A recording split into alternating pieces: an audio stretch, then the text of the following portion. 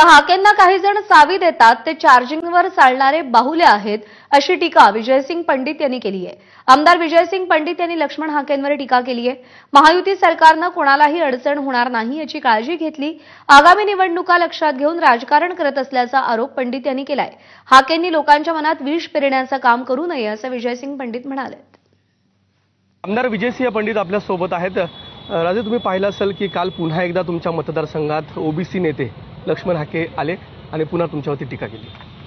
नाही बघा, आता कसं आहे, आता एकतर आत्ता राजकारण करण्याची वेळ बिलकुल नाही आहे, परंतु स्थानिक स्वराज्य संस्थेच्या ज्या काही निवडणुका आहेत त्या गेल्या 9 वर्षानंतर परत आता होऊ घातल्यात।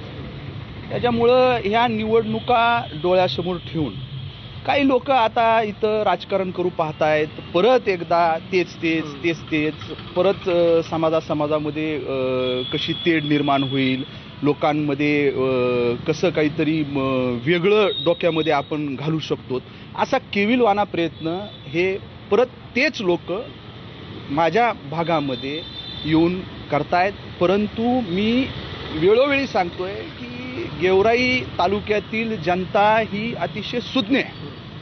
सध्या लोक अतिशय अडचणीत आहेत।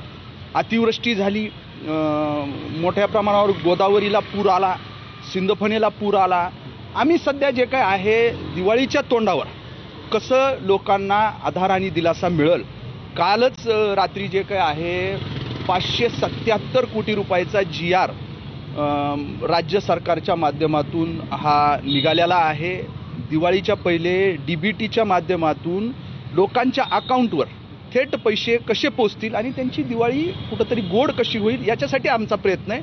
असे जे लोक आहेत